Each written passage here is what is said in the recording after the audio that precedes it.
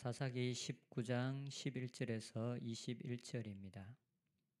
그들이 여부스에 가까이 갔을 때에 해가 지려하는지라 종이 주인에게 이르되 청하건대 우리가 돌이켜 여부스 사람의 이 성읍에 들어가서 유숙하십시다 하니 주인이 그에게 이르되 우리가 돌이켜 이스라엘 자손에게 속하지 아니한 이방 나라의 성읍으로 들어갈 것이 아니니 기브아로 나아가리라 하고 또 그 종에게 이르되 우리가 기브아나 라마 중 한 곳에 가서 거기서 유숙하자 하고 모두 앞으로 나아가더니 베냐민에 속한 기바에 가까이 이르러 해가 진지라 기바에 가서 유숙하려고 그리로 돌아 들어가서 성읍 넓은 거리에 앉아 있으나 그를 집으로 영접하여 유숙하게 하는 자가 없었더라. 그때에 한 노인이 밭에서 일하다가 돌아오니 그 사람은 본래 에브라임 산지 사람으로서 기브에 거류하는 자요 그곳 사람들은 베냐민 자손이더라. 노인이 눈을 들어 성읍 넓은 거리에 나그네가 있는 것을 본지라 노인이 묻되 그대는 어디로 가며 어디서 왔느냐 하니 그가 그에게 이르되 우리는 유다 베들레헴에서 에브라임 산지 구석으로 가나이다. 나는 그곳 사람으로서 유다 베들레헴에 갔다가 이제 여호와의 집으로 가는 중인데 나를 자기 집으로 영접하는 사람이 없나이다. 우리에게는 아기들에게 먹일 집과 여물이 있고 나와 당신의 여종과 당신의 종인 우리들과 함께 한 청년에게 먹을 양식과 포도주가 있어 무엇이든지 부족함이 없나이다 하는지라. 그 노인이 이르되 그대는 안심하라. 그대의 쓸 것은 모두 내가 담당할 것이니 거리에서는 유숙하지 말라 하고 그를 데리고 자기 집에 들어가서 나귀에게 먹이니 그들이 발을 씻고 먹고 마시니라. 아멘. 에브라임에 살고 있었던 한 레위인이 자신의 첩을 데려오기 위해서 베들레헴을 방문하였습니다. 그 당시 여자가 남편과 떨어져 산다는 것은 굉장한 어려움이 있었기 때문에 이 여인의 아버지는 레위인을 굉장히 지극하게 대접하였습니다. 장인의 간청으로 인해서 베들레헴을 떠나는 시간이 계속 지체되었습니다. 그렇게 하여 그들은 5일째 되는 날 아침에 출발하지 못하고 저녁이 거의 될 때쯤에 출발했습니다. 당시 여자의 고향이었던 베들레헴에서 에브라임까지는 하루면 걸어갈 수 있는 거리였습니다. 아침에 출발하였다면 그날 밤에는 도착할 수 있었을 것입니다. 그래서 레위는 넷째 날과 다섯째 날 아침에 일찍이 일어나 떠나고자 합니다. 당일에 자신의 집으로 도착하려고 했기 때문일 것입니다. 그런데 출발한 시간은 그가 의도하지 않았던 다섯째 날 저녁에 출발하게 되었습니다. 베들레헴에서 여부스 곧 예루살렘까지의 거리는 10km 정도의 거리입니다. 그래서 밤이 될 즈음에 여부스에 도착했습니다. 여부스는 예루살렘의 다른 이름입니다. 그런데 성경에는 사사기 여호수아에 보면 땅을 분배할 때에 예루살렘을 중심으로 해서 남쪽은 유다 지파 그리고 북쪽은 베냐민 지파에게 땅이 분배되었습니다. 그래서 사사기 1장에 보면 한편으로는 유다 지파가 예루살렘을 쳐서 점령했다라는 기록이 나오고 또 한편으로는 베냐민 지파는 예루살렘에 거주하는 여부스 족속을 쫓아내지 못했다라고 기록합니다. 똑같이 예루살렘 성에 대한 기록이 나오면서 유다 지파는 점령했고 베냐민 지파는 예루살렘 성에 사는 여부스 족속을 점령하지 못했다라고 말합니다. 곧 예루살렘의 남쪽은 유다 지파가 점령했지만 예루살렘의 북쪽은 베냐민 지파가 점령하지 못했던 것 같습니다. 그래서 지금 이 레위인과 그의 일행은 베냐민 지파에 속한 이 여부스에 도착했습니다. 이때 그의 종이 여부스 사람의 서금에서 밤을 지내기를 요청합니다. 그런데 이 레위인은 이방 사람의 땅인 여부스에서는 머무를 수 없기 때문에 더 북쪽으로 올라가기를 선택합니다. 11절, 12절에 보면 그들이 여부스에 가까이 갔을 때 해가 지려 하는지라 종이 주인에게 이르되 청하건대 우리가 돌이켜 여부스 사람의 이 성읍에 들어가서 유숙하십시다 하니 주인이 그에게 이르되 우리가 돌이켜 이스라엘 자손에게 속하지 아니한 이방 사람의 성읍으로 들어갈 것이 아니니 기브아로 나아가리라 하고 이 레위는 이방인의 성읍에 들어가기를 원치 않았습니다. 아마도 이 레위인이 이방인의 성읍으로 들어가기를 원치 않았던 이유는 두 가지가 있을 것 같습니다. 먼저 한 가지는 그곳이 이방인들이 살고 있는 땅이기 때문에 그렇습니다. 이 사람은 레위인으로서 하나님의 성소에서 섬기는 사람이었습니다.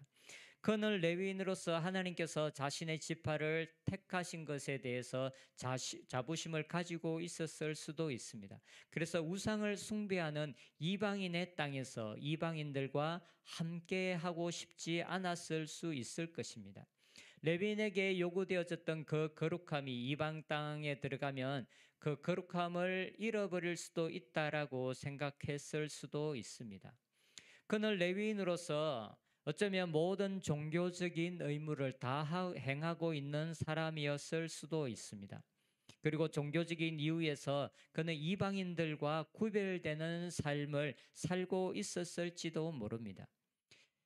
어쩌면 그는 선택받은 민족이자 선택받은 자신의 레위 지파의 일원으로서 굉장히 자신의 이 거룩함을 지키기 위해서 이방인들과 함께하는 삶을 꺼려했을 수도 있습니다.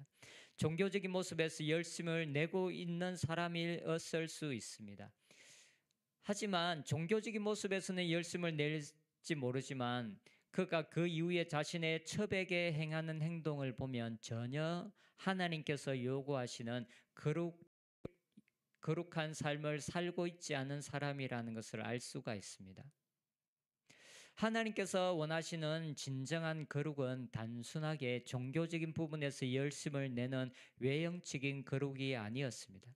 하나님께서 요구하시는 거룩의 가장 핵심은 하나님만을 사랑하며 그리고 그 결과로 하나님께서 우리 옆에 주신 모든 이웃들을 사랑으로 나타내는 것이 하나님께서 우리에게 요구하시는 거룩의 모습입니다.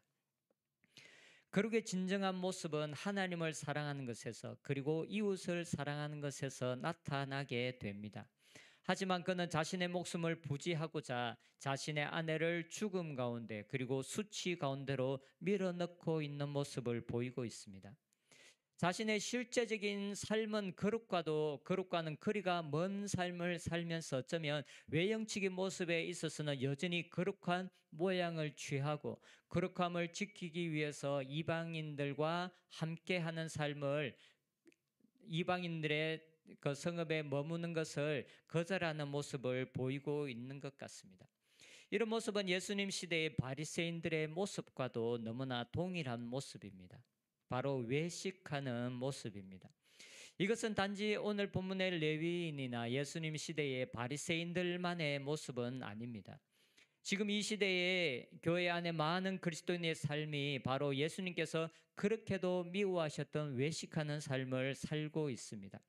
종교적인 행사, 종교적인 모양을 꾸미는 일에는 열심을 내지만 정작 우리의 삶에서 악을 미워하여 죄로부터 떠나는 것과 그리고 사랑하기 위해서 노력하며 하나님께서 우리들에게 주신 모든 사람을 사랑하는 일에서 성숙되어져 가고 성장해 가는 일에는 노력을 기울이지 않는 많은 사람들을 볼 수가 있습니다. 우리는 우리의 외형만을 가꾸는 자들이 아니라 우리의 내면이 얼마나 하나님을 닮아가고 있는지에 대해서 관심을 기울여야 합니다. 그리고 그 일에 관심을 기울이면서 우리의 내면을 변화시켜야 되고 우리의 삶을 변화시키는 자들이 되어야 합니다. 이것이 바로 하나님께서 우리들에게 요구하시는 거룩함입니다. 그리고 이 레위인이 이방인의 성읍으로 가기를 원치 않았던 또 다른 한 이유는 아마도 안전상의 문제였을 것입니다. 아무래도 그는 유대인으로서 자신들의 민족이 사는 곳이 더 안전할 것이다라고 생각했을 것입니다. 그 당시 이미 모세오경이 기록되어져 있고 그 모세오경 안에는 나그네를 대접하라는 많은 명령들이 기록되어져 있었습니다. 그래서 아마도 이방인들보다는 하나님의 말씀을 소중히 여기는 유대인들과 함께 있는 것이 자기들이 묵을 수 있는 숙소를 구하는 것이나 안전상에 더 유익할 것이다라고 생각했을 것입니다. 그래서 그는 자신의 종이 여부수에서 하루를 보내자는 제안에 이방인의 성읍으로 들어갈 수 없다라고 단호하게 말합니다. 그러나 그들이 베냐민 지파의 땅인 기브아에 이르렀을 때 그곳의 상황은 그들이 기대했던 것과는 전혀 달랐습니다. 15절에 보면 기브아에 가서 유숙하려고 그리 돌아 들어가서 성읍 넓은 거리에 앉아 있으나 그를 집으로 영접하여 유숙하게 하는 자가 없었더라. 이 당시는 지금과는 다르게 나그네를 대접하는 것이 미덕인 시대였습니다. 이것은 단지 이스라엘 백성들뿐만이 아니라 이방인들 역시 마찬가지인 시대입니다. 레위는 당연히 자신들이 묵을 수 있는 숙소를 제공받을 수 있을 것이라고 생각했을 것입니다. 하지만 나그네를 대접하라는 명백한 하나님의 말씀을 가진 유대인들에게도 불구하고 기바의 사람들은 나그네를 대접하라는 하나님의 계명을 무시하고 있는 사람이라는 것을 성경이 분명하게 보여줍니다. 그리고 내일의 본문에 나오는 부분이지만 도덕적으로 너무나 타락하여서 소돔과 고모라 같은 타락상이 하나님의 백성들 안에 있다라는 것을 절실하게 보여주고 있습니다. 사사기 저자는 이스라엘 백성들이 하나님을 왕으로 인정하지 않고 그분의 말씀대로 살지 않을 때 일어나는 그들의 죄악된 모습을 그대로 보여주고 있습니다. 우리의 삶에 우리가 살아가야 할 기준이 되는 진리가 없을 때 사람들은 모두 자기의 소견에 옳은 대로 행하며 살아갈 수밖에 없습니다. 그 결과는 하나님의 진노가 임하는 것입니다. 하나님의 진노를 피하기 위해서 우리는 하나님을 경외하며 그분의 말씀을 우리의 삶의 기준으로 삼고 살아가야 합니다. 사사기에 나타난 이스라엘 백성들의 모습이 우리들의 모습이 되지 않기 위해서 우리는 하나님의 말씀을 두려워하는 마음을 가져야 합니다. 이 말씀이 심판의 기준이 됨을 인식하여서 하나님의 말씀을 우리의 마음속에 심고 하나님의 말씀대로 살아가야 합니다. 그랬을 때 우리의 삶에 하나님의 진노가 아닌 영광의 하나님께서 우리와 함께 하시는 삶을 살 수가 있습니다.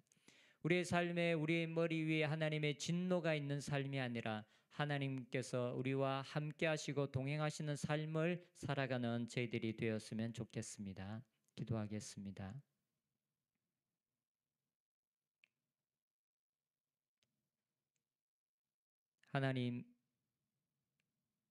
하나님께서 내가 거룩하니 너희도 거룩할지어다라고 말씀하셨습니다.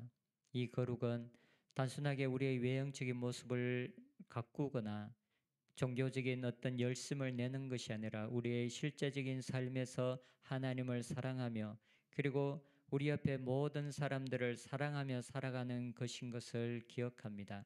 하나님, 사랑 안에서 성숙해 가는 자들이 되게 하여 주시옵소서. 그리고 더 사랑하기 위해서 노력하는 저희들이 되게 하여 주시옵소서. 예수님의 이름으로 기도합니다. 아멘.